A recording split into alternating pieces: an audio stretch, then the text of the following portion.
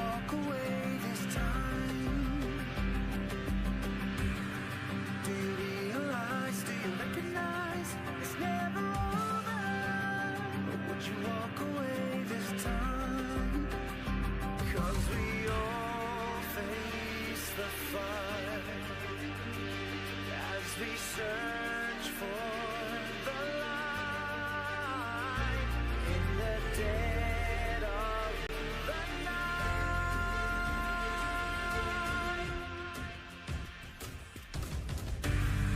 Will we rise above the days to come? Will it be enough? Or will we walk away this time? Look to your left, to your right, there by your side. 'Cause we all face the fight as we search for the light in the dead of the night. Feel that rush through time. Can you feel this newfound change? Only yourself are here again.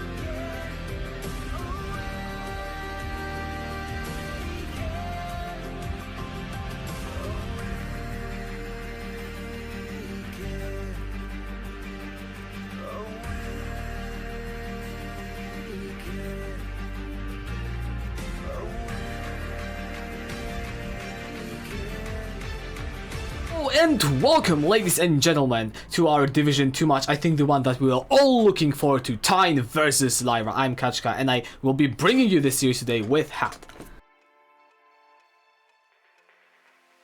Hello, how you doing today, Kashka? I'm doing great. We've got a hype matchup. The two so far undefeated teams in Division 2, and well, only one of them can leave today, and for it to still be true. Yeah, that's true. One of them can be on top today. I'm really excited to see the matchups, especially in the bot lane today, with Lodberg and Grathwall up against... Can you help me with these names? I know there's Rubelgolf and... I think it's Yelperin or something. Yelperin! Yes. No, these are incredible matches. I've been casting a couple SRG Lyra games today, earlier, not today, and I really enjoyed their playstyle, so I'm excited to see how they go up against Tejn Esports today.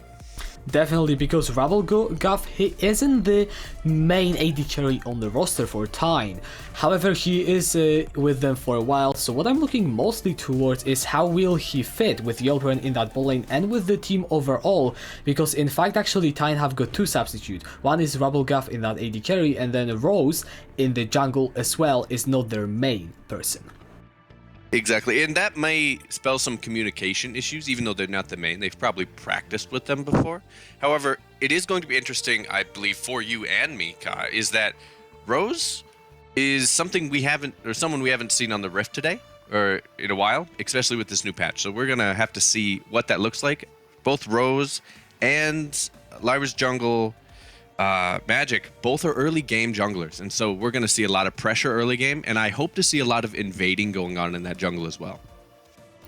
Hopefully some invades would be nice. However, when one person that you really have to fear from Tejn is their mid laner Coin, because this guy actually has been clapping people left, right and center, and on the other side Killcore, he has been very consistent, but he didn't show such a big level of dominance.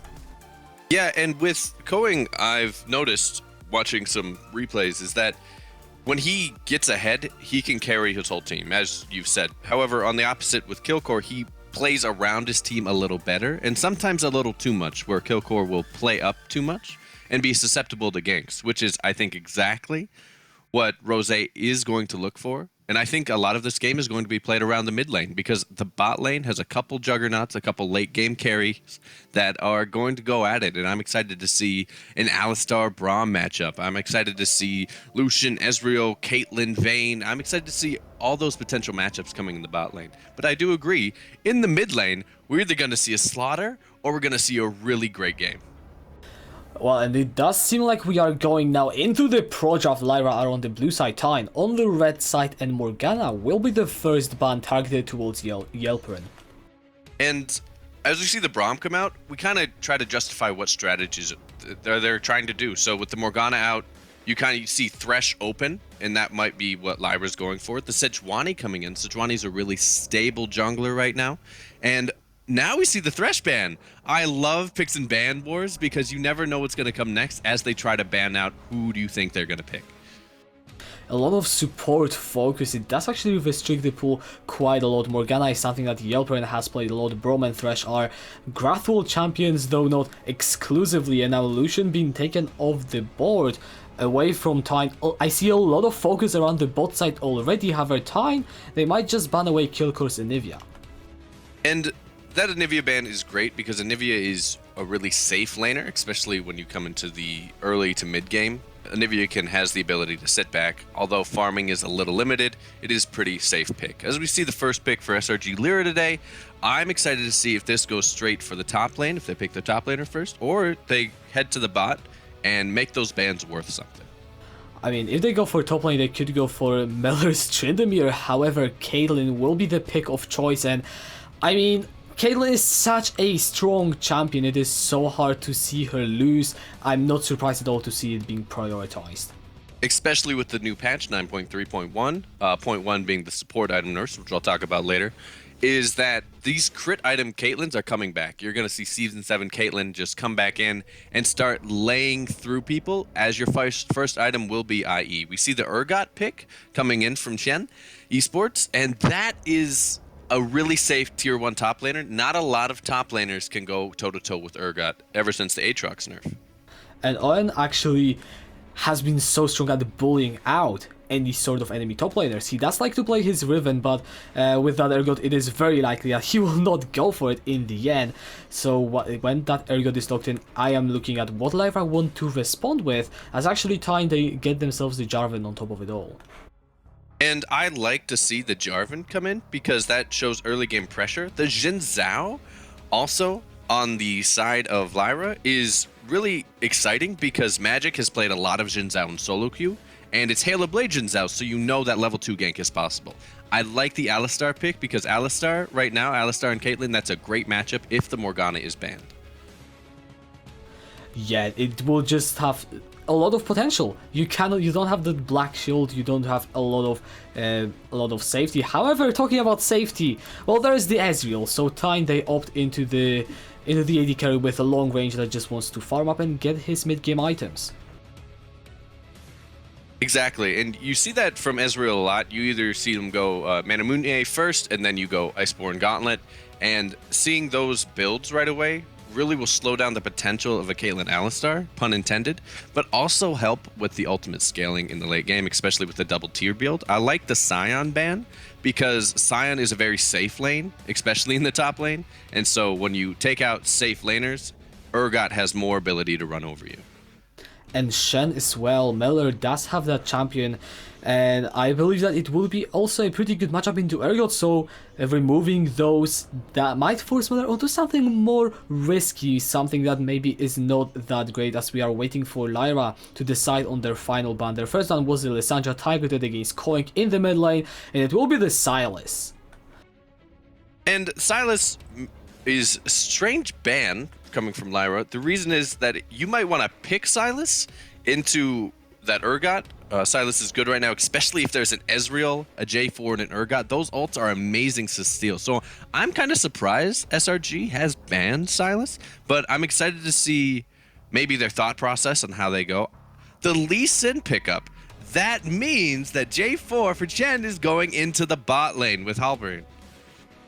Yelperin picked that champion in the solo queue. It will be his first Wintersplit game, I believe, but recently in LCK and in other leagues it has been slowly creeping up with that spell thief. I'm excited to see that, especially that Lee Sin as well. So Tejn, now they have a lot of early game aggression, and Lyra, they are responding with a late game scaling. And I like Tejn's early game aggression. Lyra, however, getting that Vigar in is going to make mid lane picks for Tejn just a little bit harder because of the baby cage of Vigar. The Kled pickup against the Urgot, it's another safe matchup for those that know how to play Kled. However, you have to get that Tiamat right away or you will be useless. I'm looking to see a lot of Lee Sin ganks in the top lane to make sure Kled doesn't get the ability to roam before 20. Oh, an Echo will be the final pick for Coing. You get that AP assassin in the middle lane that has also the scaling into the Vigar. So now that the draft has been completed, how about we talk about the individual lanes? And since I mentioned the Echo into Vigar, is there any potential for early game, or will these two just try to farm it out? It depends how safe Killcore plays. Because with the Vigar into an Echo, it's not more of a skill matchup. It's based on how aggressive the Vigar is and how aggressive the junglers for SRG come into play with this Echo. Echo is very harsh with the level 1 and level 2s. When it comes to 4, 5, and before 6, you get a very interesting mid lane matchup. I'm looking to see what those levels look like because the power spike then comes in for your Vigar and kind of leaves the Echo for a while. And so this Echo has the chance to all in. However, if I am Killcore, I know that all I have to do is play safe and wait for my Caitlyn to scale up or have successful level 2 ganks on the Echo who doesn't have the mobility pre-6. And you have got that... Sorry, my English is broken today. You have got that Xin Zhao in the jungle for Lyra, so there is that early ganking potential. And you mentioned it, Echo has limited engage pre-level 6, and you've got that baby cage from the Vigar to secure even further lockup. So I feel like in this game, Magic on that Xin Zhao, he has got the potential to go to many different lanes, and I want to see him utilize it because Xin Zhao is a strong jungler, has been on the top of the jungle tier list for months pretty much. Recently maybe not as high of a priority, but can still execute those ganks very, very well. And I'm excited to see which jungler comes on top. The Lee Sin and Jin Zhao matchup is always heavily contested because they can be on different sides of the maps and still be applying the same pressure. They really add the whole extra laner effect. I'm excited to see how the junglers use turret plating to their advantage, how they take their ganks. Lee Sin, however, has the more favorable dive matchup, pre-6. So I'm looking to see that on the side of Tejn Esports. And so with Rose being early game, he will look to find an early lead, but I don't see him trying to invade on Magic here. Alright, well, where does Rose decide to find that lead? You just mentioned that you can gank the Kled, he has got no Tiamat, and potentially maybe if Killcore burns his summoners, that is a possibility, though ganking a Vigar could be difficult. So where exactly, which lane are you looking at if you are Rose? If I'm Rose, I'm going to be looking at either the bot lane or strictly the top lane. With Lee Sin early, you can get in, and if you have level 2, you can get in and semi-get out. The Vigar is, and how Killcore plays Vigar, will determine how often Rose goes into the mid lane. And so I'm looking to see if he does go mid, that he stays mid and make sure that it's not the Vigar that scales, but it's the Caitlyn that does. So if I am Rose and I want a safer game, however, I'm going to make sure my Urgot doesn't get early game dominated by a Kled. And so that's where I would put Rose if I was leading this team. I want to look over the SRG side, and they have a lot of scaling, and that kind of worries me because of the Ezreal can get so much power at level 6. And so when you come into that bot lane, I want to see large poke potential coming out from the side of Rubigolf, because it's possible. Ezreal right now, in my opinion, is broken, and I can't wait to see this matchup, especially to see how Alistar handles the flying Qs everywhere. It's going to be hard because you do have to engage when you are the Alistar, or you're going to get poked into oblivion, especially that Yelpern is playing that Jarvan, and what we are seeing most often is the Spell Thief and maybe Emax, which, well, it chunks a lot of your HP. So Grathwol does have many choices to make. I would love to see him actually roam, and you mentioned Ezreal being very broken, and what I am also looking at is Caitlyn, because she is also broken. She has so many spikes throughout the game. She's pretty much strong at every single item she hits, and once you let her scale, then, well, let's say that those crits are not fun to try and tank up.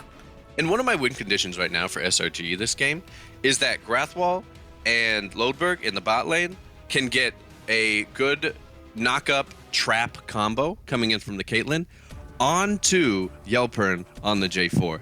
That is going to shut them out of lane, especially early. Look for that level 3 power spike coming in from both of them in the bot lane. Definitely, and we should be getting into the game in a couple of minutes, so let us know in the chat who's going to win. I already see that I've been bested by Hivian in that regard, and I already see many different fans. Let's not forget, both of these teams are yet to lose a game, and that is bound to change after this first one. Well, I hope, guys, you are hyped, as we're going to wait and talk a bit more about this matchup. So, early game, where can we see the most action? Which of these lanes will be the biggest facilitator for both of these teams? So if you are looking on the side of SRG Lyra, you're going to want to push in your top and bottom lane. Your mid lane is the only one you should be unsure about, especially with Killcore. Now, I know Killcore has a tendency to always push up, and that is something Koing can use to his advantage. Koing is a very intellectual player, and so he's going to notice when Killcore is pushing up, and usually when Killcore pushes up, that means his jungler is on the same level. So Killcore and Magic usually float across the same parallel lines on the map, and it's going to be very unusual if you are going on the opposite side to notice when a Vigar is pushing, which means a gank is probably coming.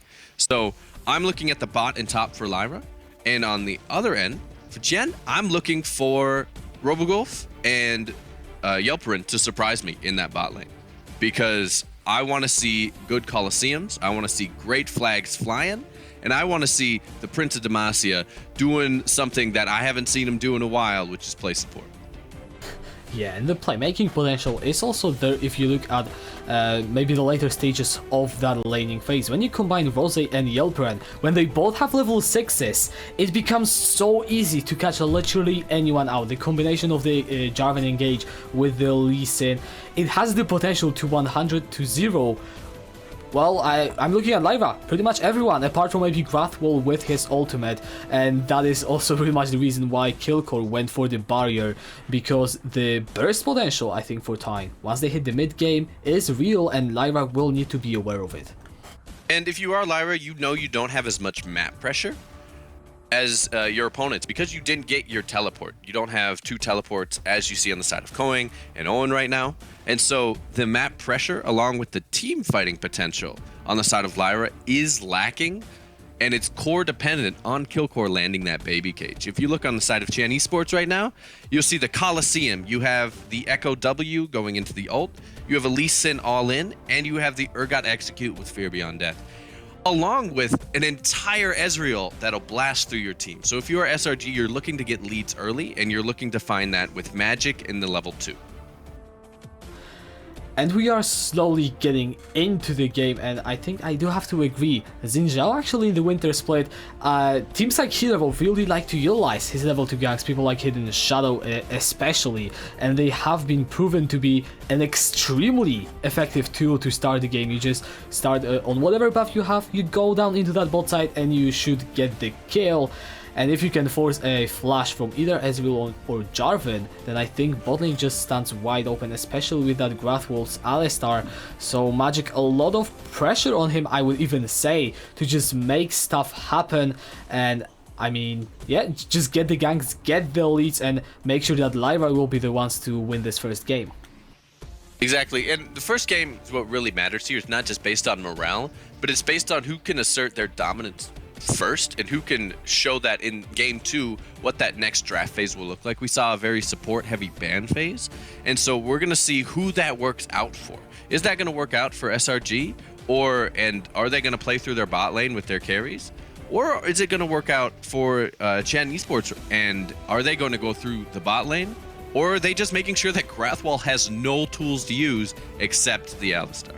I'm excited about this game, and as we enter into the Rift, I think I'm waiting for an all-in invade on the side of Tejn Esports. Yeah, it could happen. I am now just slowly loading in. Hopefully, no kills. If they are, then feel free to interrupt me. But Tejn, they have got that potential to just jump into the jungle and pick up some members. And they are actually, I'm seeing, moving down as a 5 to that bot side. And I like to see this, although we do see on the side of Lyra, they are stretched as 5. They do see them and catch them out. I like this strategy because it shows. Oh, they didn't get the ward. Yeah, but it shows that they're looking to be aggressive early, and that's exactly what we talked about in the early game. How aggressive can you be, and will that help you scale into the late game? You gotta love that double ward right by the red, though. Yeah, I mean, double the words, double the vision, right? That's how it works, I think. That's how it works. You're right. Yes, it is. Tejn, they will just get an invade in, get out, get some nice intel on where magic will start, which, I mean, it does help Rose if you are Lee Sin, then you want to make sure that all of your ganks count and that you can get those kills, because if suddenly a Zhao appears in your lane to counter gank you, that is not a fun scenario. And if I'm Killcore right now, it's GG. I already have 1 stack on my Q on the Echo, so I think he's already won lane. Yeah, he has. I'm still loading into the game, by the way. So it's alright, we're seeing a fight coming in the top lane. Mueller and Magic are both catching Owen out of position. Going into the top lane, can Owen make it to his tower? We see him come back a little bit, but Mueller still safely wins the trade. And we see a nice, safer top lane, I'm hoping, before you load in. Other than that, everyone has started very similar. We are going to see Rose steal Magic's red after taking his blue, so for some vertical jungling. I don't think Rose was spotted out coming into the jungle, so we might see a jungle skirmish. Other than that, all lanes are pretty even. We are seeing early game aggression coming in from Koeing, which does make sense as we don't know where the junglers are. Yeah, I'm back in the game, by the way. So, yeah, as you can see, Rose is still sticking around in that bot side jungle, and I have to agree, I am not sure if he has been spotted. However, Magic will still walk up towards that top lane. Owen has got the flash on the Urgot, so a gank attempt should not result in a kill, and it does look like the vertical jungling setup will be there. And that's something that we see most often, especially if you don't know where the enemy jungle is. Something that junglers are doing now is just testing the waters and going to face check the void one per se. We are seeing a little bit of aggression coming in from Owen and Mueller. Yeah, also in that bot lane, Rose tries to go in for a gank, and Grathel will be on half HP. In that top lane, both of the top laners half HP and below. Owen is hugging his own turret because he knows that Magic is up in that top lane. Both junglers try to look for something but will not find any ganks. And I think that's a testament to why both teams are currently sitting at the top of the standings. You might have seen a team really go all in for those engages, but that was just testing the waters. And we didn't see a kill because they knew that they didn't have 100% kill pressure. I'm actually for the J4 and Yelper, and I'm really excited to see Spell Thieves come out, because Spell Thieves has been nerfed a little bit, depending on how you look at it. The damage has increased on the flag. However, you have to be within 20 Teemos of another player on your team in order to get the gold stacks from it. And so if Rubelgoof has to leave lane, you're kind of leaving Yelperin just sitting on an island with no way to get revenue. It does kind of force you to roam if you are running either the Spell Thief or the Coin, because that was a similar change happening to that item. It does grant you more gold though, so as long as Yelperin stays with his AD carry, he should actually get some faster revenue. So we're going to see how that pans out. So far he's actually getting quite a bit of work, poking Lodberg down by about 200 HP and getting himself a nice early CS lead on that Ezreal. And with Yelperin right now, like, I guarantee you Riot, when they created Jarvan, was like, he's a poke champion. He's made to poke. He's going to go into the bot lane. So I'm excited to see if Yelperin and the J4 can get capitalized on, especially early, with that early gold lead. But what I'm really looking at is, if you're looking at Killcore in the... Oh. All right, Owen likes to flip him. If you're looking at Killcore in the mid lane against Koeing, you're seeing him play very safe, and the farm lead is still relatively close. It is actually even in the mid lane. In the bot lane, it also has been equalized, mostly thanks to Rabelgulf's recall. He does pick up that early tier, so it will help him with the mana. And as we are nearing, actually we are over 5 minutes into the game, no kills, no ganks. You have said it before, both of these teams, they are very cautious with what plays they make because they do not want to overextend. And the overextension is giving first blood, and so I'm very proud of both teams. We are seeing, however, Killcore overextending with Rosé right behind him in the jungle.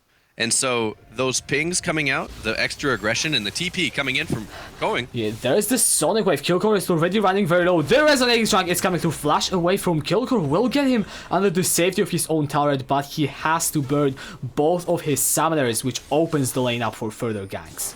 And that's something that we talked about in the pregame. Killcore likes to push up. However, he wasn't on equal planes with Magic, or Magic wasn't nearby, which is dangerous, especially if you know there's a Lee Sin on the opposing team.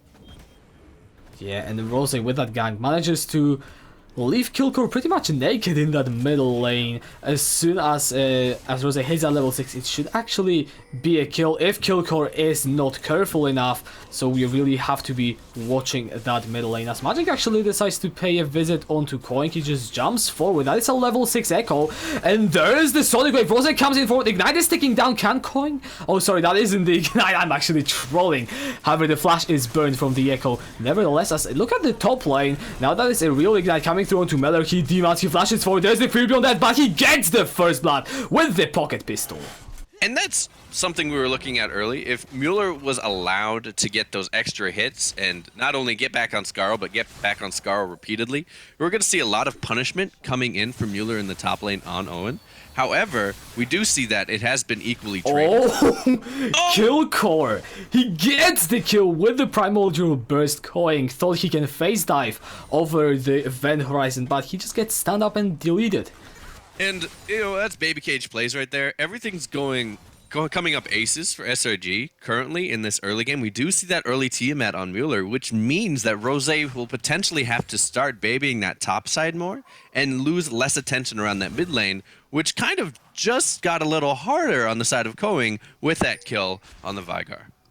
Definitely did. It does not help you to give over any kills as Magic is sitting around that bottom lane. We talked about how Lodberg will be strong on that kill, and he is currently behind on CS, so Magic paying attention to that bot side should help him equalize and catch up in the items.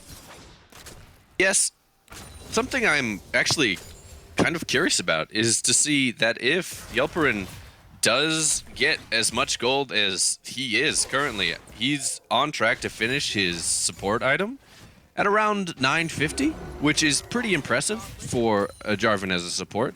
And so as J4 gets his items, I'm excited to see the team fighting potential that is going to come out of the side of Tejn, because with the early kills on the side of Lyra, that's exactly what they wanted. Now we have to see if the team fight is there. Looking at the bot lane, Coin is putting the parallel convergence down. There is the two-shot barrage. Lodberg flashes forward. The Cataclysm is coming through. The killer is getting burst down. Coin with the kill crate. Flash from Grathwall. He gets the stun off. There is the charge. However, Meller has arrived to the party, and Lyra will be looking to turn this fight around. Ravelguff and Yelper, they are trying to run under their own tide. Meller is just dishing out the damage. The pocket pistol to get the kill credit, as Coin will get one back onto Meller, trying to get away. There is the parallel convergence for the shield. The stun does not connect in the end. Ravelguff is still actually untouched. Grathwall in the front line taking a lot of damage. He headbutts Ravelguff into the wall, but gets taken down in the end, and this fight is all over the place.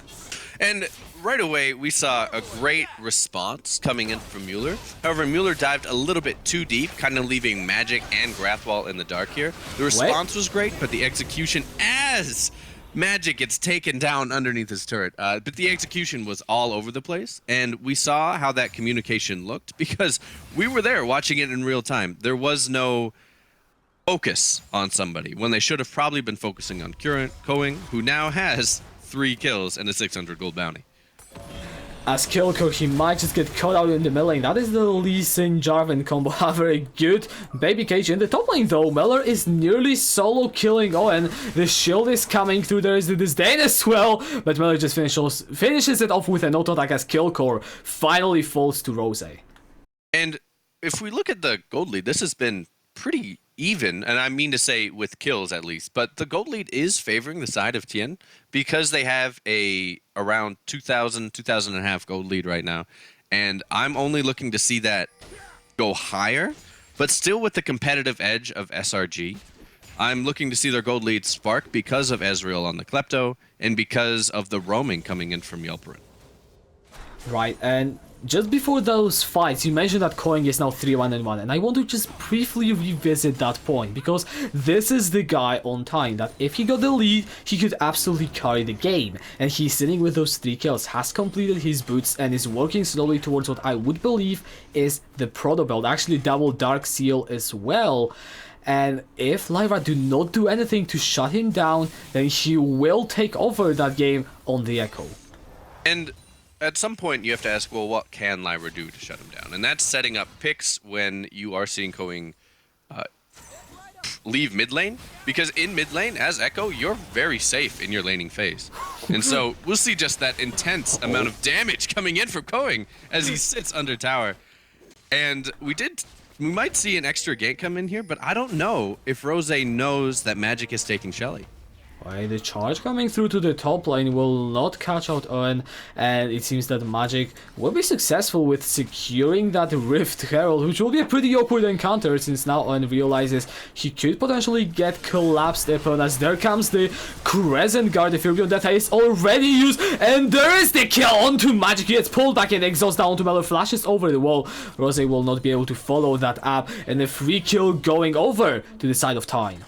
And I do want to praise Mueller there, because he waited till after Rose jumped to him. Oh god, that was a complete deletion coming in from Koing. But he waited until Rose jumped to him before he flashed, making sure that he didn't follow him over the wall.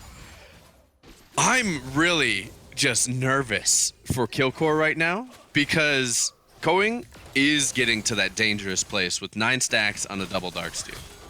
For 1-1, he gets a solo kill in that mid lane. We just saw how much damage he deals. And in spoiler alert, with Echo, it does not get better. He has so many tools to get the damage off, even in the late game where most of the assassins would be considered quote unquote either useless or hard to execute. So, well, Lyra, they gotta act fast. They do. However, because they are looking for a late scaling comp without much of a team fight. Look at the bot lane though, there is an engage going on to Yelper, and Ignite is popped down, there is the unbreakable wall, Killcore gets deleted in the mid lane as Rubblegaff blocks the ace in the hole for his support, and Tejn get a kill, but Lyra, they are unable to.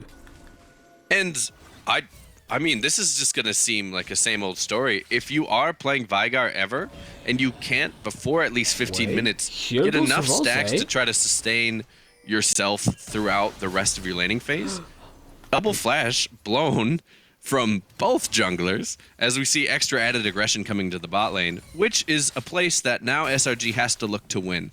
They might be able to win 2 lanes at this point, but it's going to be very difficult, especially with Robogulf on that Ezreal. Yeah, and you have to turn around to the lane that Lyra is somewhat winning. It is that top lane Weller. He is behind in CS, which is not the greatest look, but he is 3-1-0 on a Kled. And this champion, it does get pretty good in the late game in a side lane. And let's not forget, Mellor is actually a person that has not lost a game in Wintersplit since mid-October or something. The first half he played on Cepheus, who did not lose a single game, and now he's on Lyra, which, well, until now they also have not lost a single game. And is this game or is it a match? Game. They have not lost a single Nexus. Dang! And we just, Mueller might just have to hard carry this. Going under this Urgot right here. I don't know what he's aiming for as the tower is close. Yeah, the tower is close, and Ern actually is getting a pretty good trade as Killcore. He does manage to survive in the middle lane very narrowly. You have to watch the blinking health bars. There is the flash and the face dive from Koing. He gets his 5th kill of that game. No real effort used as Rubblegaff. He might get collapsed, and there's the headbutt pulverized from Grathwall in that bot lane. Flash burned away. The stun is coming through from the trample, but the kill is not secured, and the teleport coming down in the bot lane from Koing. 4 versus 2. Lodberg flashes away under the tower. The Cataclysm will lock him down in place. Nice net to get under the safety of the tier 1 turret, and the heal should as well be there. Lodberg survives. Grathwall trying to run away. It actually does look like both of the bot laners from Lyra will get to live. And this means that Mueller can add that extra aggression coming in on top of Ornn right now because there's 4 from the bot lane. You can also go into that mid lane with a deletion coming in on Owen. It's going to be exciting to see, even though first tower goes down in the bot lane, how far they push this mid lane out. Yeah, the Herald does get the charge. The mid lane turret will fall. So the gold lane is just slowly closing. However, Tejn are still 5,000 gold ahead. at 16 minutes. Yes, there was that hero for Lyra, which helped them get that mid lane tower. It obviously helps with the control of the vision, but Tejn, they still have a very strong grasp on this game, especially that Rabelgaff now sitting on 2 items on the Ezreal. And it's going to get interesting to see if Magic, Killcore, or even Lodberg can stop Going. Going right now can close the gap between Lodberg and has shown Killcore. And so right now, is it up to Mueller to handle Going? And how does that Echo Kled matchup work?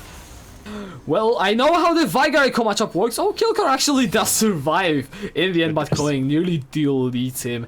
It is so damn hard to play this champion. Killcore does not even have the liberty of getting his first item because he needs to itemize defensively. And, well, it's gonna take a very long time now for this Veigar to properly ramp up. I agree, especially since you're seeing a lot of Magic Pen coming to the side of Going. He's doing that to make sure that if tanks do ever get a hold of him, he's able to chunk those tanks down as well. We've seen ult coming in from Going, which is a great way because you want to keep that added aggression up. A lot of times you'll see an Echo that'll do really well with a knock-up on Going. Yeah, Going might just get engaged upon. There's the charge coming through. They really want to get him. They will get a shot down. It lands into Killcore's pocket. Was they looking for an engage? And Lyra, they get themselves the second one of the fight. Grathel and Mirror are still on the chase. Good pickup from Lyra. And that closed a little bit of that gold lead. We saw them now, instead of being down by 6,000 gold, they are down by 4,000. And so getting those couple of kills really helped Lyra out in the gold department. However, it's not helping them out in the map pressure. As I was saying before the caster curse knocked in, Going needed to keep up his aggression in order to stay viable on the map. However, that aggression did get him killed in that last fight. It did, and that was 900 gold going into the pocket of Killcore, who has now completed his Luden's Echo. Lodberg is slowly working towards what I would presume is an Infinity Edge. So Lyra, they have got that element of scaling slowly coming through, but let's take a look at Tejn's items, because those are double items on a carry and a Black Cleaver on an Nurgle. And that's a double item also coming on Rubelgoof, even though we haven't seen an IE come out of Lodberg yet. And so right now, this Ezreal is going to do way more damage, 10 times as much damage as Lodberg currently on this Caitlyn. So we were singing praises of Caitlyn being an almost broken champion, but an Iceborn and a Manamune, or not technically a Manamune anymore, or a Muramana, is going to be deadly out of SRG. The poke is huge, and you know, you just mentioned that double tier potential for the scaling that Rabelgaff can bring to the table. He is going for that, so even though we've got the Kaelin and Veigar, two of the very good scaling champions, Tejn, they have got pretty good elements as the game drags on, so they aren't even really playing on a timer as much. No, and I think they should be relying on their team fight. We haven't seen a lot from Yelperin lately, but he's going to be essential when it comes to team fighting around objectives, as we see Dragon is coming up in the next 20 seconds. Vision control secured by Tejn. Actually now Lyra just moves in and gets some of the wards back. Meller and Coin are fighting in that top lane. The violent tendencies from Meller doing quite a bit of damage, but Coin has more of it as Meller will demount under his own turret. And the pressure is slowly mounting from Tejn. They get the top lane priority, they get the vision in, and they will be looking to secure that Infernal Dragon. Yep, and as I was talking about earlier, the matchup between Going and Mueller on the Kled and Echo, it's gonna go the side of Going based on what I've seen. And because Kled doesn't have a lot of CC, and that's how they were able to capture and kill Going that first time. And so being able to consistently add that pressure, or at least keep pressure up with Going as Going decides to split push, is going to be a very interesting... it's going to be interesting to see how Lyra decides to do that, and with who. Right, because that is really the problem. Who can answer to him? I don't think Miller can, at least not now. He has only one item working towards his second. Lyra, they are trying to move into their own jungler and clear out the vision as the Baron has grazed the rift, and Tejn, they are moving as a 4-man stack for now to secure control over that portion of the jungle. Magic gets knocked up. There comes the Cataclysm as well. The Crescent Guard knocks Yelperin away. That is a lot of damage. However, Coin is sitting on that side. He needs to one-shot either Killcore or Lodberg. He is coming through onto Grathol though. The kick coming in onto the Caitlyn. Magic buying quite a lot of time. Has to flash away. The charge from Miller will be slowly coming through. Coing still staying alive in the meantime. Miller 1 versus 2 in that backline. Oh, and slays Grathol. Whilst it's going, the fight is all over the place on multiple fronts, but it does look like Tejn. They get 2 for none. And Tejn, this means that they can potentially set up for the next objective, which would be Baron, as there isn't a lot of damage coming out from Killcore and Lodberg. However, Mueller still being alive makes this a little bit risky, and so if they do start it, they need to start it with in mind that there's a 2-second death timer on the enemy jungler. And so just establishing ward vision around there, or vision around there, is going to help. Watch Coing. Lodberg might just get one shot. There's the face off and the time winder. Coing gets the kill onto the helpless Caitlyn, and that should be the Baron call from Tejn. It could be. However, it's not the Caitlyn's damage they're completely worried about. They still might hover around it and wait to see how Lyra answers, because they have complete vision, so they don't know if Baron is being started or not. We're seeing a face check. Oh, Miller, he's just jumped on by 5 members of Tejn. No chance to survive. Rubblegaff is the one with the kill credit. And now, this is the Baron. Magic is still alive though, but I am not sure if he really wants to face check. Exactly, and I think they're just waiting to get enough damage off the board on the side of Lyra. And so with this Baron, should be able to push out a lane. However, all of the lanes are pushing against them right now, and so they aren't going to have such an effective push as they might have had if they were able to slow push a lane for taking Baron. Right, Lyra doing a good job of just delaying or minimizing the effect of that Baron buff. However, Coing now has the Magi's and forces the flash from Killcore. Here comes Magic. They might just look to get the Echo. Good chrono shift to get him away to safety. And Coing, he's just putting down so much pressure right now.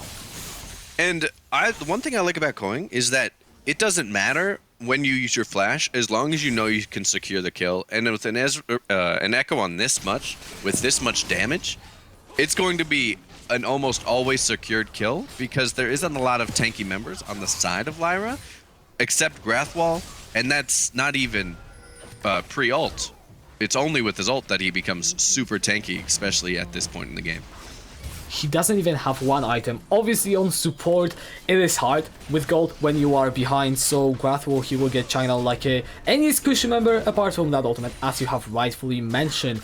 And Tejn, they've got the Baron buff. They are slowly breaking all of the inner turrets. The mid lane one is gone. The bot lane will be the next target. We will have to see though if they can approach the base, because that is always the objective that you need to get with your Baron. Yeah, you definitely want to crack a hole in the base. You want to knock on the door. You want to let people know with the Coliseum coming in. Oh, there is the Cataclysm. Lodberg gets deleted. However, that is also a kill onto Yelpred. A 2-for-1 so far. Good chrono shift to dodge away from the Primal Burst. And there is the Lee Sin going in. Magic gets deleted. A double kill for Coing. That is 3 members of Lyra down. Killcore is still alive, trying to do some work. However, Engage coming through. Alistar is dead. Killcore gets 1 back, but I think that might be the push from Tejn if they feel confident enough. And I think Tejn might have this win right here, because Killcore is so ineffective at stopping a 3-man push, especially with this Engage. And Coing goes in. Can he get the kill? If Igar still is staying alive, Lodberg now has respawn, so I do not think that Tejn can end the game just yet. They do though break open the inhibitor. They will not get out of the base just yet, so they are set up to do just that after the reset. And they could just go on to this next Infernal Drake. 2 Infernals, especially for Coing, is going to be insane, because Echo is a basic attempt champion, in a sense. However. And so I am excited to see if Mueller can grab a pick, but right now their only hope is to pick him off and fight for objectives. Miller is looking for some potential engage. There is the event Horizon. It doesn't get any stuns off, and Lyra, they are 2 inhibitors down, which means they will have to commit someone to wave clear those waves. And Coing, I believe they're only 1 inhib down, thankfully. Oh, yes, they are. I'm sorry. Their second inhib is exposed. But there are still those waves coming through the middle lane. And if you look at Coing's items as a side note, he has 3 items and a 24 stack Magi. That is the thing you see during sleep paralysis in the corner of your room. Oh my goodness. You're right. Now I have a new sleep paralysis demon. The flash is almost up for Coing, which means that I believe this next team fight, and I do want to correct myself. It's not an Infernal, it was a Mountain, so they're going to be able to take towers more effectively. As Baron buff starts to wear off, we're going to see Coing probably dive here. He gets the kill, the Kilgore gets out alive with a Chrono Shift. That is the quick assassination, and one of the biggest damage there is now going Magic. Might just get stand up grapple trying to buy some more time. The second inhibitor is now under attack. Kilgore still 30 seconds to respawn. Can the 4-man stack of Lyra hold it? Can Miller prevent his first loss of the Wintersplit? He has to really pull his muscles if he wants to make it happen. Tejn, they are now going in the Cataclysm onto the backline. There is the Fear beyond that, and a massive Fear from Owen. Lodbrok goes down, a good kick into the entire team, and Lyra, they are getting routed. Miller sitting on his spawn, and Tejn, they will hand over Lyra their first loss in that Division 2 as they take Game 1 confidently in 26 minutes. And that was a very confident win, you're right, from the side of Tejn, because at this point, you have to ask, did I do enough early game if you're Magic? And if you are Killcore, you have to ask, maybe I need to get someone that I'm comfortable with if I'm going to see mid lane assassins coming at me. And not being able to play so far up is only going to help them in Game 2. It's going to be an exciting Game 2 because I'm excited to see if Tejn wins it in the draft phase once more, especially with their superior team fighting. Right, this draft just seemed to be pretty doomed from the start, but I have to agree. Game 2 will be also exciting to see, well, can Lyra gift over the Tejn their first loss as well, or will it be the Tejn sweeping up 2-0? We'll find out after the short break.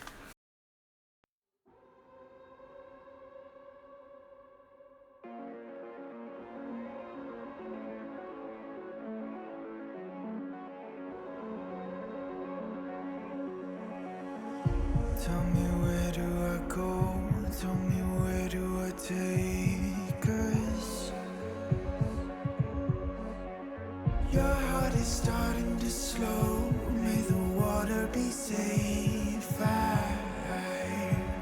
As I dive in, blood stains washing underneath the waves.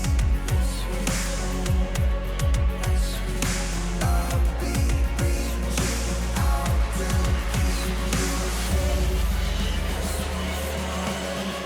As we fall, I can't hold on much longer. We're drifting down to the other side. Try to pull us under. Keep holding out for the other side. Tell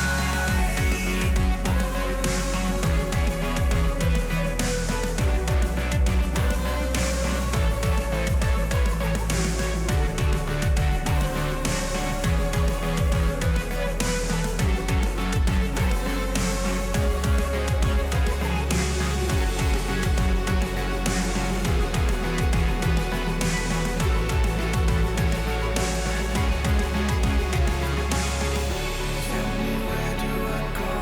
Tell me where do I take? Where do I go? Tell me where do I take? Your heart is starting to slow. May the water be safe.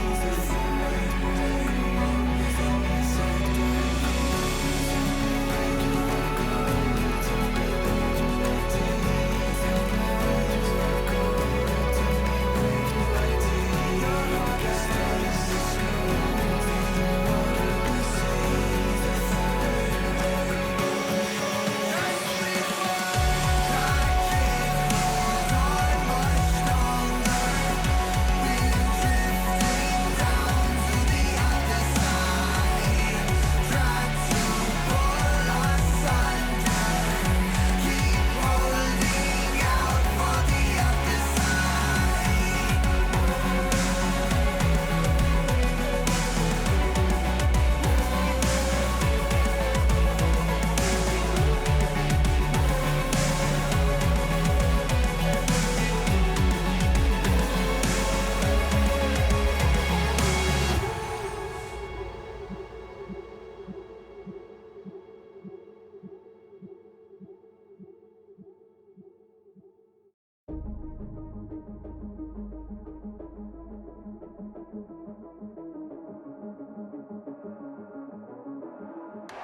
Welcome to the world, no Heroes and villains, welcome to the war. We've only begun. So pick up your weapon and face it.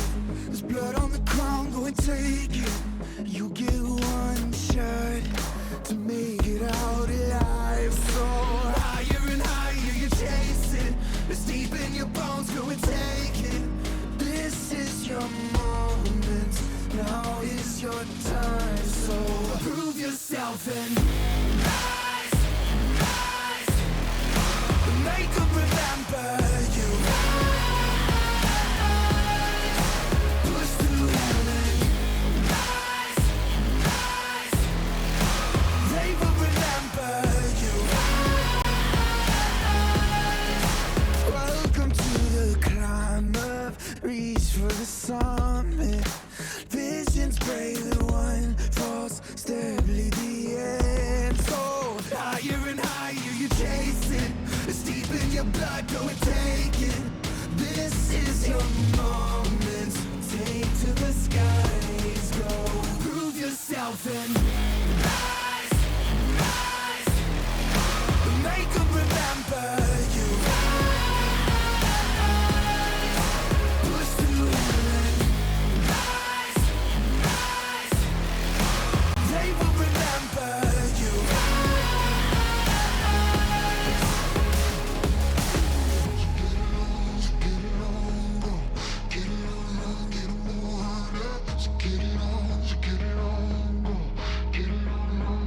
It is you fight among the dead beneath the dirt. Or do you know yet? Or do you want it?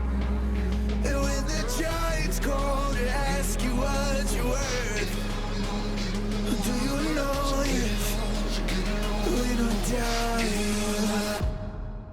Prove yourself and rise, rise. Make them remember you.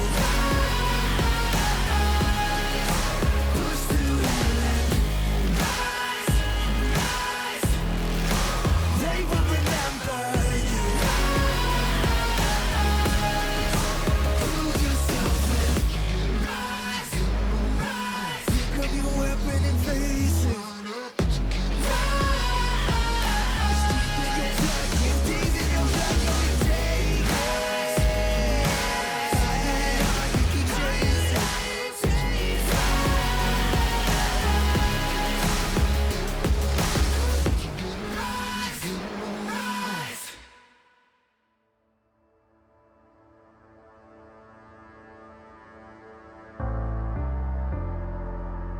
The night beckons while you dream.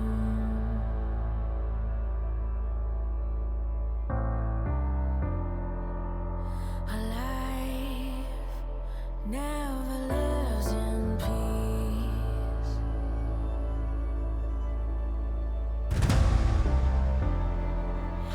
Welcome back after the break. We are just a few minutes away from going into the game 2 after Tejn. They got the better of Lyra in game 1. However, it's not over. Lyra, they can still get back at Tejn. They can, and a few ways they can do that is one, by picking a little safer mid lane, or picking something that is great against assassins, so trying to pick up the Lissandra first, or maybe even the Galio. And then I'm looking to see Lodberg for Lyra in that bot lane, pick the Vayne, pick a Kai'Sa, pick someone that can really help your team beyond that team fight, especially if they aren't looking for a team fight composition. I'm also looking to see if Grathwall in that bot lane, the Alistar was great, he had some great plays, however it wasn't as effective as it could be, so they could pick it up again, but I'm also looking to see if they bring out their Vayne Lulu combo that we've seen dominate so much in prior games. Definitely those protective supports, they are rising up in popularity, and Lyra, they opted into a more late game oriented draft in game 1, so it would make a lot of sense to just go all in, pick that Vayne Lulu as you said, maybe even together with the Veigar, and ban away the Echo possibly, to just make sure you get into that late game, because at that point, well, if Lyra do the draft right, then they should be unstoppable. Exactly, and even if you do see Echo getting picked again from Coing, the Lodberg and the Vayne should be able to condemn an echo away out of at least one dash. And Going is very precise with dashes and flashes, being that if you expend one of those or if you make him waste one, it ruins the engage and it ruins the all-in potential that Echo has to do massive damage, as we did see from last game. So if I'm on the side of Lyra, I need to make sure that I punish the mid lane, but I punish the mid lane by taking away those types of resources, because we know that Going is intelligent enough to go find farm elsewhere in that sense. And we are now loading into the draft time. Now on the blue side, Lyra are on the red, and Anivia is banned once again from Killcore. And Tejn being able to ban Anivia is just saying, hey, we don't want you to play your most comfortable champion. Lyra's banning that Morgana, being like, hey, we can still pick up Thresh. We're still focusing that bot lane. We kind of want to win through that bot lane. We are seeing similar bans coming in from that Sejuani because it is a safe jungler. And I'm excited to see what Tejn focuses for their last ban. Yeah, so far their two bans are very similar. Actually, the same ones as they did last time. The third champion they banned away was the Thresh, so we're going to see if they prioritize it once again. Actually, they get rid of the Urgot themselves, so they will be looking to first pick something special, probably. I'm looking to see a top lane matchups that aren't. Maybe we are going to see a Riven Tryndamere matchup. That is open and on the table. It is, and those two players like to play those respective champion, Riven for Earn and then Mellor's Tryndamere. However, Lucian is open and it will be taken away for Rabbleguff in that bot lane. And they're looking to see this early game aggression. If you're Tejn, you're looking to see that, hey, I'm going to play Lucian and basically any support works. And so knowing that you can pick up one of the harder AD carries now that Ezreal is off the board, you're able to dominate that lane so that your jungler doesn't really have to focus on bot too much. I like the Lissandra pick from SRG Lyra, meaning Killcore is going to play that little safer pick, as discussed earlier, and being able to provide more utility for team fights. And I like this. I like the Lissandra because Killcore last game he had a problem getting Dove. Just pick Lissandra, you've got the Frozen Tomb, the problem is mostly solved, and Alistar as well will be the champion of choice. However, Tejn hovering the Thresh, if they get aggressive bot lane, that is a very strong position from which they can snowball. And what I'm looking at right now is Tejn is going for a pick composition, so making sure that you can catch him out with that Thresh hook and then burst on him with the Lucian. You're also seeing that come from the Jin Zhao, meaning that early level 2 ganks coming in from Tejn, which is something that we didn't see a lot of magic in Lyra with the Jin. So I'm excited to see how Lyra answers this with the jungler, and we're seeing the Kazakhs come into play. That is very interesting because, well, that is Jin Zhao for Tejn, and you are playing a Kha'Zix. Kha'Zix is not necessarily such an early focused jungler. However, once he gets a few items or if he gets a few kills, then he is a very scary one to play up against. I'm excited to see if SRG, even though they didn't pick, even though they're the Silas band, but I'm excited to see if their team comp focuses around team fights, because currently they aren't picking a pick composition, but they do have the roam potential coming in from Lissandra, Alistar, and Kha'Zix. The Echo band directed completely at Going. Going though, he still has many champions. I really like though the AD carry bans from Tejn, Sivir, Kaelin both taken off the board, means that Lodberg he will have to go in for something. And you talked about the Kai'Sa, about the fact that he can carry, and well, looks like your wish will be granted. And that's great from the side of SRG. I was looking for the Vayne, but Kai'Sa also works, depending on the mid lane pick coming in from Tejn, because with a good roaming mid laner, especially for like a Talon, you can really just make sure that Lodberg has no presence on the map. The Riven pick coming in for Ornn. Yeah, Riven Owen has played it many times in the Wintersplit, in the solo queue. He can win pretty much every matchup, I dare say. Now, will we see the Tryndamere for Mellor? Please, Lyra, make it happen. In the meantime, though, Zoe will be the mid laner for Tejn, and Koing, he also has been very strong in it. I think just Zoe is a very safe pick into Lissandra. You can poke him out. The Darius pick against the Riven, Mueller's going all out, making sure that he can dunk on top of the lady with the sword. I'm excited to see what that matchup looks like, because in the Darius against Riven, it all depends on who can reach that level 3 first and who decides to go into that all-in. Right, Darius is pretty strong against other melee boosters, but you can make the same case for Riven. So getting those power spikes, getting the lane priority and effective trades will be the key to winning that lane, and I've seen it on Riven many times. And Meller's Darius, well, I have not seen it so many. So that this is one of the question marks I have for Lyra, and more specifically Meller, is can he step up and play well on this Darius? I think I like this team comp on the side of SRG Lyra better, but in regards to Darius, that's where it kind of gets a little tricky, because you have to be in the team fight, so he's probably going to bring TP, but if you want to kill lane against Aura's Riven, Ignite is just the way to go, especially if he brings Hail of Blades.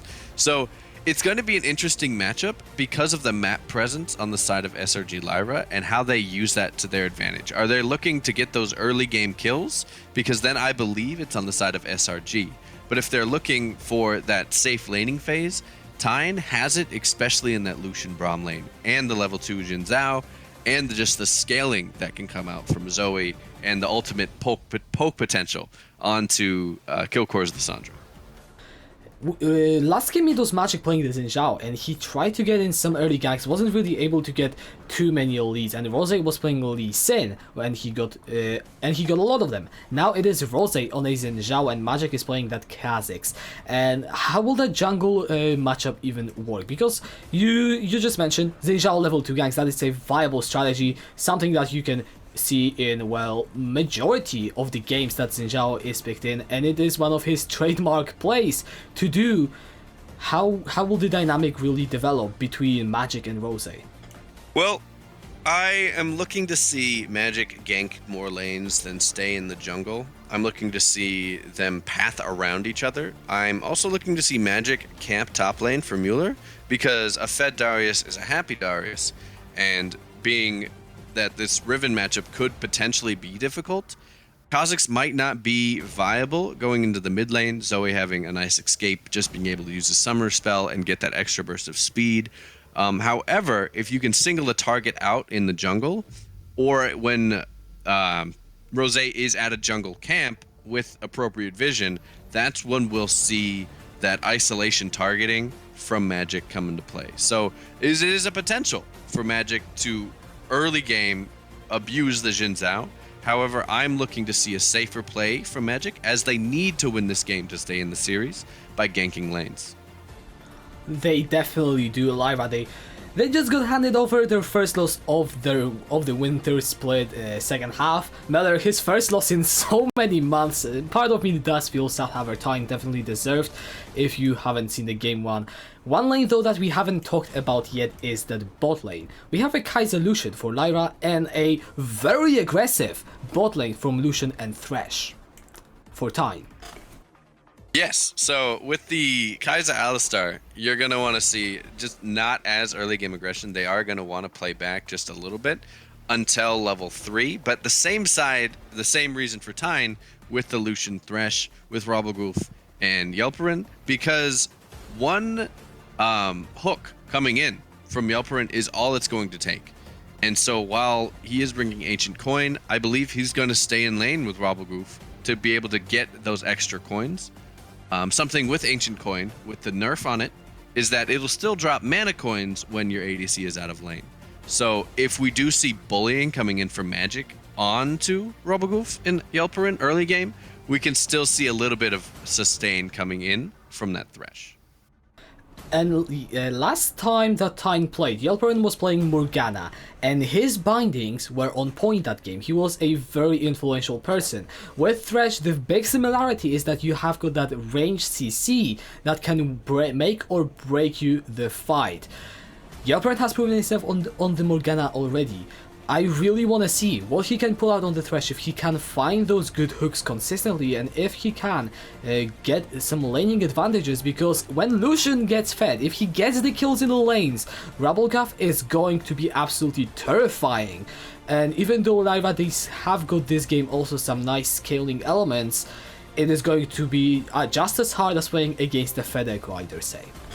And SRG did pick this draft as if they were coming from behind, and you see that a lot when you play Lissandra, is at some point you're going to be behind, and a good ultimate coming in from Killcore is one thing that can get them back in the game. And so I liked their safety potential.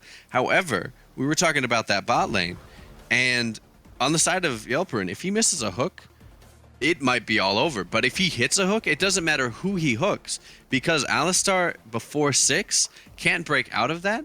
And Lucian is very good at landing those double shots and getting those passive stacks. And so once you melt the cow, the Kai'Sa and Lodberg, they become a solo laner, because the cow, it takes a while to get the health back up in lane. It does, and the last lane that we haven't talked about is that middle lane, Zoe versus Lissandra.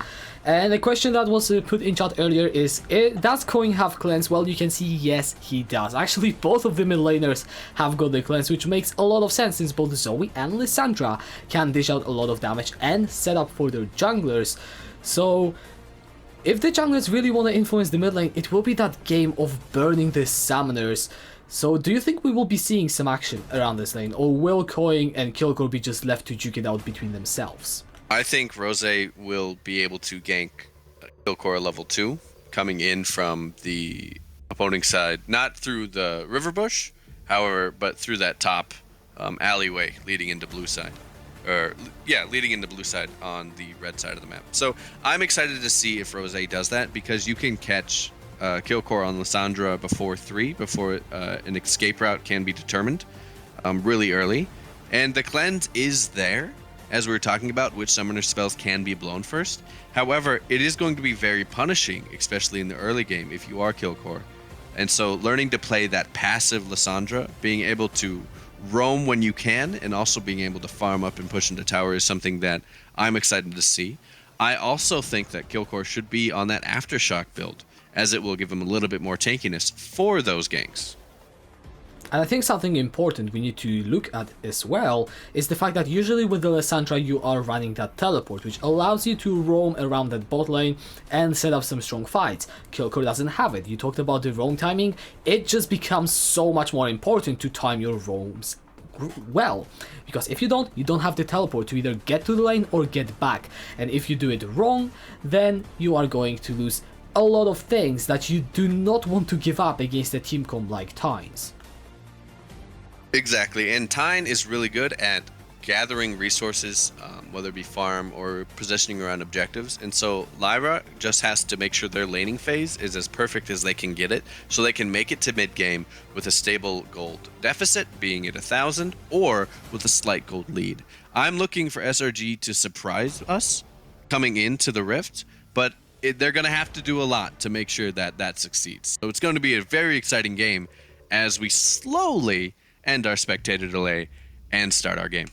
Hopefully this time I will get into the game as soon as it loads, but you guys let us know in the chat, who do you think is going to win? Will it be Tejn taking the 2-0? Will it be Lyra knocking down Tejn a peg as well and leaving no team undefeated in the Division 2? Let us know, we will take a look at it. As you said it, we should be getting into the game in a matter of few dozen seconds. Exactly, and I like the Halo Blades on the Jin Zhao coming in from Rose. But what's surprising me as we enter our little loading screen here is the Dark Harvest on Magic for the Kha'Zix. He's looking for that early game stack so that late game Kha'Zix becomes a thing, and that's exactly what you see from Dark Harvest on literally anybody. And I think we're getting into the game. I'm not sure how about the stream. And Tejn, once again, they are grouping as5. I think they really like it, because every time I cast Tejn, they move as5 into either top side or the bot side. And this time with Thresh and Zoe, if they find someone, that should be the kill.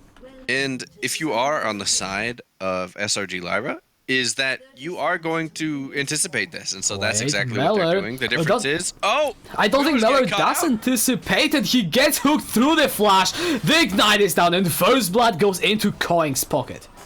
And I don't know what Mueller was thinking there. I mean, it is very stationary that you might think, oh, they'll definitely invade on the bot lane, but catching him out is exactly what Tejn wanted to do, and that does not bode well for a great start coming in from SRG.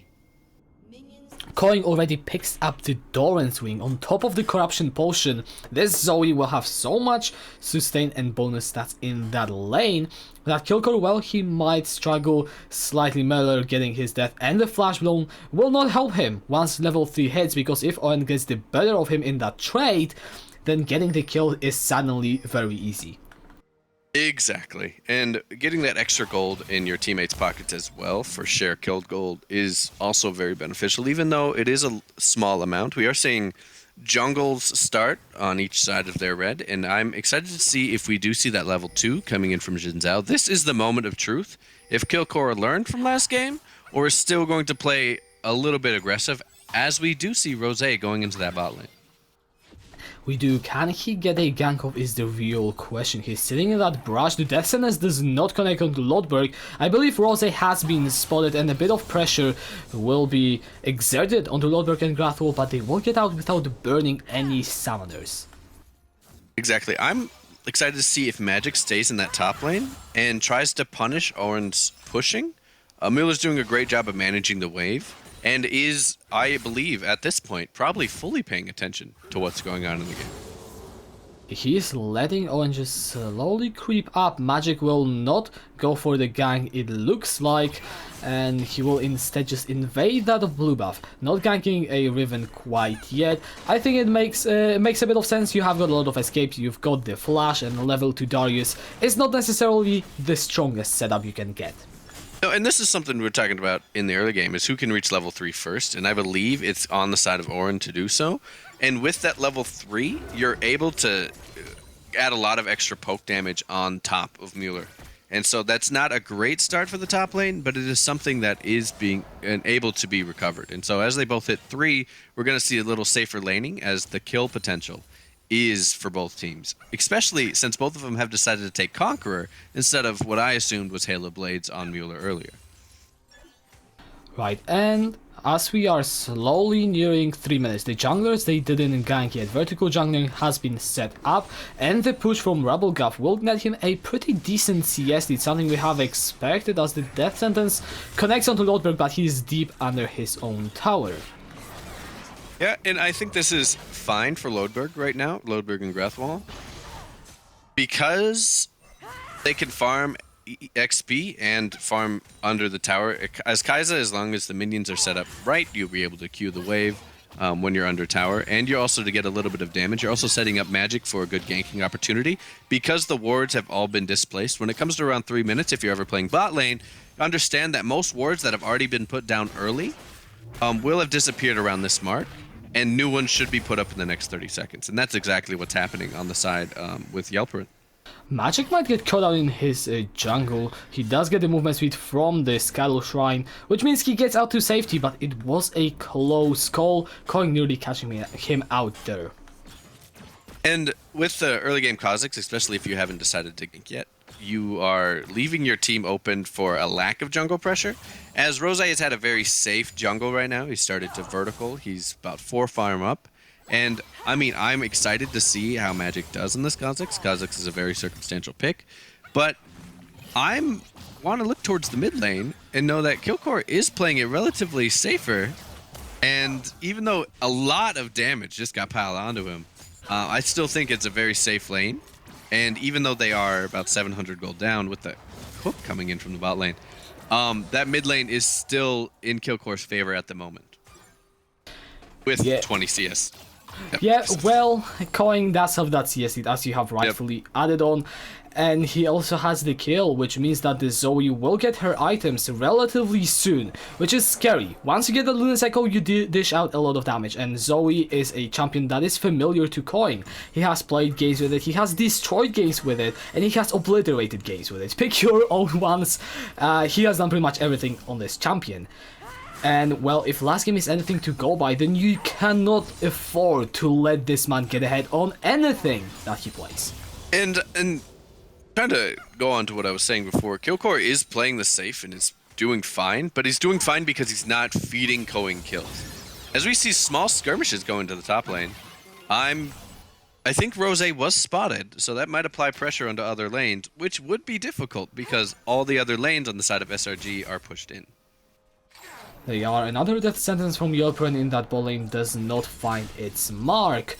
And the junglers, they still really need to find their ganks. Rose is sitting in that middle lane. Coin tries to slow Kilgore down with that Hextech GLP. The Glacial Path will not be taken, but he doesn't even need to. You have got that Glacial, the Frozen Tomb for the Lissandra, which means that ganking her now becomes exponentially more difficult. And something about this matchup is getting really apparent is the farm leads on the side of Tejn right now. Because the farm lead in that bot lane is coming around to about 12. That mid lane, we're inching to 20. And while the jungle and top lane farms for the side of SRG are a little higher, that's not where they want him to be. You want Kai'Sa to be able to get that first level and then, or that first item very quickly so that you're able to put pressure on the map if Grathwall decides to roam. And that's not what we're seeing, and we're seeing Kai'Sa come online a little later, which is only going to hurt SRG coming into the mid game. It will, and if we take a look at the first recalls from the solo laners, on the side of Tejn, you have the BF sword already on Earn in that top lane, and the Lost Chapter on Coin in the Zoe in the mid lane. Meller has been able to match the itemization pretty well with the Phage, and however Kilgore only has got that Hextech Revolver. So the leads aren't really big or really much significant. However, I do feel like the first item in that middle lane will come through earlier for Coin, and when it does, Kilgore will have a much more limited impact than his counterpart. And something that will be semi-beneficial but also detrimental to SRG is when Coin gets that first item and then decides to roam. We are seeing a little bit of roam come in now, which gives Kilgore some farm, but also that danger coming in from Coin, as that bot lane is very vulnerable even under their tower. They are. The Sleepy Trap Bubble does connect onto Grathwall, just a little bit of poke. No Unbreakable Will yet. He's still working towards that level 6. Once he gets that, he will become safer and harder to dive. However, before that, it will still be a tough job. As the game does go into a bit of a calm stage, I think it is important to mention that the first dragon is the mountain. Not necessarily the highest priority, however, if the teams decide to prioritize it, then it is very doable just with the bot lane pressure, so we could be seeing Tejn go for that in a couple of minutes. We can. Something I also want to note is that Owen is He's trading onto Meller. That is the flash away, flash forward from Owen. Can he get the kill? He cannot in the end. That Riven has a lot of damage. It's a lot of damage because of that BF sword start, which is going to amount to even more damage with the Chosen Spear that's going to come out from Owen's Riven. And with this item, after the ultimate, your attacks are going to hit harder. It's basically Essence Reaver, just with a little bit more health and cooldown reduction. And so I'm excited to see how this Riven really lays into Mueller and the Darius, especially as we see the levels and the extra gold coming in. And Owen, as a player, he does like to punish the top laners. Whenever he gets a lead, he will carry that lead, especially on a champion like Riven, like maybe the Fiora. If he has the tools to make it happen, he will make it happen. He is like Coin, but not necessarily as hard snowballing. And him already getting a good trade onto Meller, forcing his flash, not really getting the kill, it could be a signal of something. And right now, we're just seeing a lot of passive play on the side of SRG, besides Mueller in the top lane. And this passiveness is mainly because I think it just relies on that... we see the gank in the top lane. Yeah, Rose is trying his luck onto Meller. No flash on the Darius. Let's not forget that there is the Decimating Strike. And the no-kill actually will be found. Meller will be able to just retreat under his own tower. And if you apply pressure on that top lane with Mueller, every other lane right now is getting pushed in. So top lane is just that only focus you need to talk about as Mueller gets dived on. He does. No ultimate available for Owen means that no follow-up. However, Rabbleguff gets engaged upon Lodrek, still staying safe. Flash forward from Yelperen. He does not connect with Death Sentence. Coin is sitting down towards that bottom lane. All of the cooldowns are still available for Lyra's bot lane. They could in theory try to hold on to this tower if they wish to. They will give over the two platings as Magic. He's slowly making his way down, but the wave will shortly run out. And this was great rotation from the side of Tejn, because as Zoe left that mid lane, Rose went to step up as he's doing right now on the kill core. There is the frozen tomb. Rose is dropping very low. Crescent Guard is popped up, but does not save him. Magic coming up with the kill. Coin flashing forward. He wants to get one back onto Magic. The battle star does not quite connect. Flash away will be there, and Magic gets out with his life. Good kill from Lyra. And that's where you wanted the kill too, Magic. Because of that Dark Harvest Axe, he hasn't gotten a lot so far. As a matter of fact, if I'm going to go check, his Dark Harvest should be at 1. He's only gotten one, and that was based on the kill. So, trying to get that as much as you can, because 1 at 11 minutes is a little abysmal if you are trying to make sure that you are still viable in the late game, which means that an Electrocute pickup on a Kha'Zix would have probably been better at this point. However, I admire the strength to continue on and try to look for those skirmishes, which I hope, for SRG's sake, happens a little bit more often. However, you have to take a look at Rabblegaff's items. Blade of the Ruin King on Lucian. Very, very strong level 1 spike. As actually Magic and Rose might be fighting. Flash away from the jungler of Tejn, and he will be fine. And Killcore and Coin, they're just exchanging blows in the mid lane. And this is fine for Killcore. I'm going to be honest, because while he's trying to catch up in a little bit of that farm lead, he is starting to build one of his first items. So he may be behind on gold by 1,000 against Coin. However, it is still a very safe lane for Lissandra, especially when it goes to team fights. Now the dragon is the arena. Grathul going in forward. The dragon is dropping very low. Magic looking to come into the pick. He jumps forward. Can he get the dragon? It will be secured by Rose in the end. Magic gets cut down where he stands. Coin is now turned on. Lordbeck goes in with the killer instinct. Can he get a kill? He will get it secured as teleport comes in from Owen. Rabblegaff gets Killcore down. That is 2 for 1. 3 for 1. So Owen slays Grathul in favor of Tiny Sport. And they were ready for that objective. The TP coming in from Owen and not being answered by Mueller really helped them secure that, although it was a good call by Mueller by not answering it because the fight had already been lost. And so great kills on the side of SRG. Excited to see that one kill that they did get was on Lodberg. Lodberg and they're just so aggressive. Oh my goodness. They are. Owen using his pressure on that Riven. He might not have the CS in the top lane. Does not matter. He roams around the map, goes in with that teleport, gets his team a bunch of kills, and once again Tejn. They are the ones with a goal lead in mid game. And that's exactly where they want to be.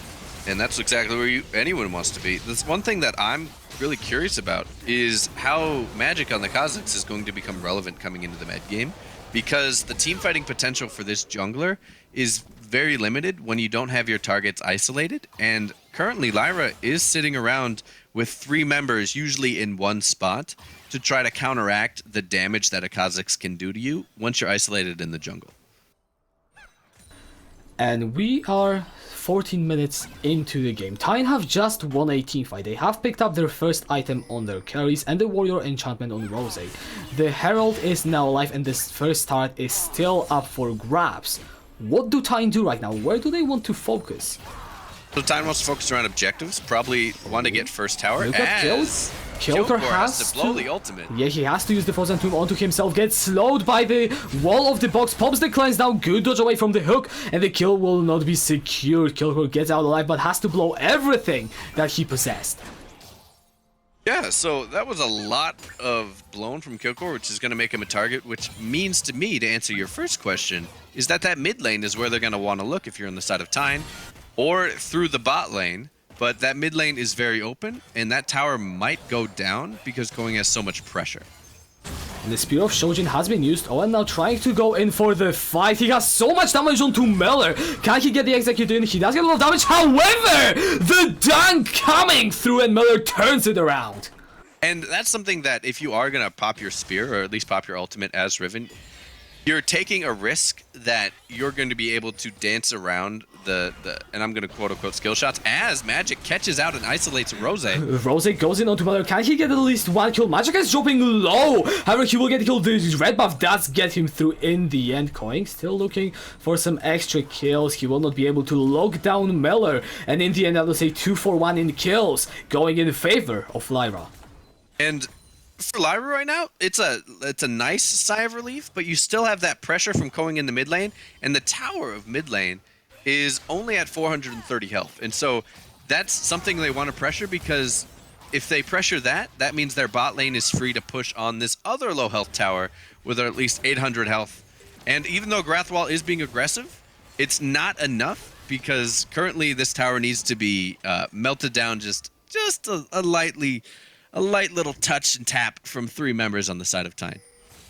Right, you have got that good engage on Alistar, but as you have rightfully pointed out, once the members show up, there is little you can do. Lodberg still working towards his first item, whereas Rabblegaff already for a while sitting on the blade of the Ruin King, doing a lot of work as a Meller. He's looking to chase down Owen, and if you remember, that Doxing Guillotine deals a lot of damage on 5 stacks, and you know what, I think we have hit the point in the game where Meller is going to be terrifying in a 1 versus 1. And the thing that we haven't seen is Mueller's interactions with Koing. You are picking a Darius into a squishy target. However, Koing has shown that the agility and mobility coming in from champions that he plays is more than happy enough to go against a melee top laner. And so as they continue to push out mid lane, they've opened the map not only for vision. Wait, a fight in the bot lane is initiated. Grathwall will have to walk out the Ignite spell down to him. Killcore is getting chunked down by Koing in the middle time. The Paddle Star will connect. That's a glacial blast. Oh, Killcore does not quite make it over the wall. Gets the kill over to Koing. And that was a lot of dancing coming in from Killcore. I gotta pride him in that, because dancing around Zoe Qs and Sleepy Trouble Bubbles is very impressive, especially when Koing has such an advantage on you when it comes to summoner spells. And so watching the ult be blown, that's just a sacrifice they're going to have to make. They are going to lose a couple towers and possibly Dragon if they don't do anything about this bot lane, because getting that bounty off of the Lucian will only give them pressure on the map and probably be able to secure Drake, as they are noticing on the side of SRG that there are 3 members top. Meller will back out of his own tower. You have got the Herald though, sitting in Magic's inventory, and as the bot lane backs out, we could be seeing a cross-map play coming through for Lyra. The Baron is spawning in just 2 minutes, so they have got a lot of time, and I really like the response with the Herald that Magic has initiated.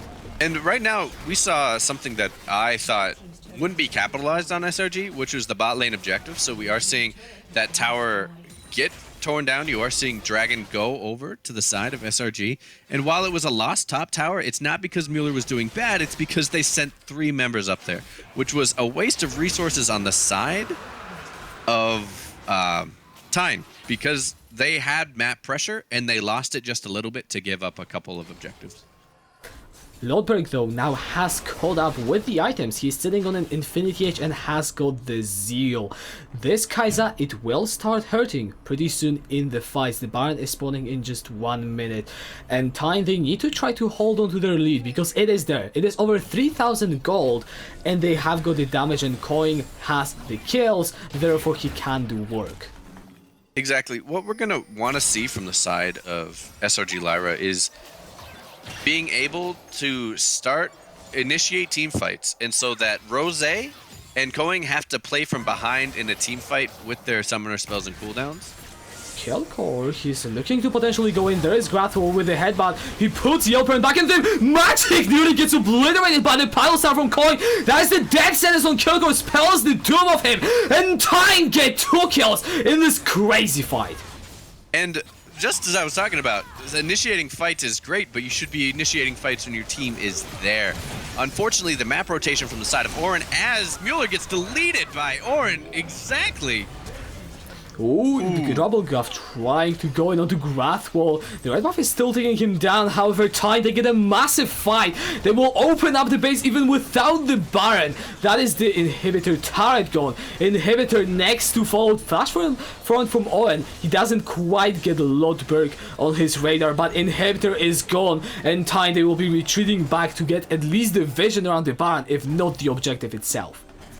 And that was a complete lack of communication on the side of SRG Lyra, because their positioning needed to they need to rotate constantly faster, especially with the Kazakhs, than the side of Tejn, and their rotation is off. And especially with Koing on that Zoe being able to completely, as we saw, delete Magic just with 1 Paddle Star.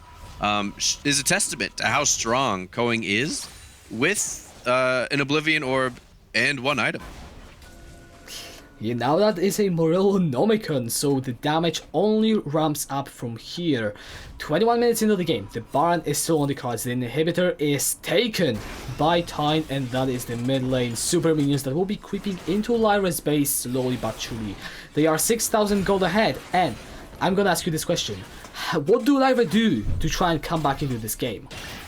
They have to position around Baron, and they need to start the team fight as a team. And I think they should be able to win that team fight, but they have to just clear out vision and assert what they can do. I don't think they have the confidence to do it, especially as it gets started up right now. And I'm not seeing any pings there, so I don't think they know that that's where they are. And that Baron is almost gone. The Baron will be secured by Tejn, and in this match against Lyra, Tejn, they're just proving that they are the Division 2 super team. They have not lost a game yet, they are not looking to drop it against the other team at the top of the table. And what makes me really happy is the fact that everyone for Tejn is stepping up. Yes, you can point to Coin and the fact that he is setting up a lot of the damage, but it is very unfair to say that he is the only carry on that team. Yeah, no, Coin is doing a great job opening the mid lane, and the mid lane is the gateway to the map. And so when you do look at Rabagul, it's being able to set up the plays in the bot lane, being constantly pushed up, knowing that your jungler will be there, knowing that Coin will be there to rotate if needed. We needed to see Lodberg step up in this game with Grathwall, but we're not seeing the confidence to do so. And so that's what's going to get them back into this game if they were able to outlast the Baron push. Which will be hard as the second inhibitor tower is now taken with the Demolish proc. And Coing is just bombarding Lyra with those paddles, and that is like connecting onto Lodberg. Engage coming through, but the Kaiser is just deleted. Yelper and picking up the kill with the Ignite. Grapple trying to escape. Ravelgaff is on a killing spree, and another death sentence. Yelper is just landing them left, right, and center. Kilker will be able to survive. That is Magic picking up one in return. Owen trying to escape. Glacial Path will not be taken, and Lyra they lose to they get one back. Magic jumping from Kanki, and this does not shoot the coin. The assets down. Rose gets down. Magic Miller with the Nox and Guild picking up the kill, but that is for Lyra's dead. Kilker, the only person alive. 1 versus 3. Can he make it happen? The second Nexus Tide falls down, and I don't think Kilker really wants to do anything. He knows it's done. It's over, and Tejn solidify themselves as the best team in Division 2. And just a great overall macro to micro play coming in from Tejn. They picked the jungle matchup that they wanted. They had a bot lane matchup that was really focused on picks and being able to just threaten the death sentence. And Coin just played his comfort picks. This was just a great dominant showing coming in from Tejn. And for me, this just tells me that Lyra needs a little bit work on their macro play. We've seen them dominate teams, and now that they have been humbled here, as we go into MVP picks, I'm curious to see if they feel rattled and if they'll drop any more games at the end of the split. Right, losing always feels bad, especially when you haven't lost a game up until now. However, if you are Lyra, you still have to remember that you are the second best in Division 2 right now, and that does not seem likely to change anytime soon. And well, yeah, Tejn will be the ones currently with 18 points. That is their 6th 3-0, which is very impressive for them. I am looking forward to see them coming into the rest of the split, into the playoffs as well, because, well, I'm pretty sure if you did the maths, then they will be very close to securing or already secured. And, well, Tejn, they are looking like the real super team. And they're doing, just looking at the stats, just the damage counter on Zoe for Coing was at 15,600 damage. The next best didn't even break 10,000 on the Lucian for Rabagul. So the amount of damage that can just be laid into the enemy team on the side of Tejn is really impressive, because I guarantee you, if you look back at game 1 on Coing's Echo, you should be able to see a very similar performance. And so I'm going to ask you a question. Who do you think the MVP for the side, or for this game, should be? I don't know. I'm gonna answer honestly, I don't know, but then I'm gonna make up an answer that will be satisfying. Yes. Yes, I think if you factor in the game 1, then it has to be Coin. Though in game 2, I really talk about Yelperin and Rabelgov. This bullying has been very consistent, especially in game 2. Those death sentences from Yelperin just coming out everywhere, catching onto the right targets, were crucial to in the end close out the game. And Owen in that top lane Riven, yes, he got solo killed once by Miller, and actually was bested with him in CS, bested by him in CS until the very end. He was still playing good on that Riven, but yeah, I think I will have to go with Coin purely due to the game 1 for the side of Tejn. And what about you? For me, it's gonna be Going, and I agree with the bot lane consistency. I think that Owen in this matchup would have done well if Mueller wasn't such a very technical, consistent player. And so I believe the matchup was okay.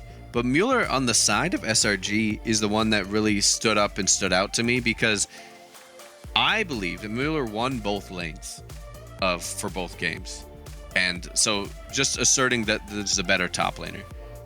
For the SRG side, that's who I would assume would be the MVP.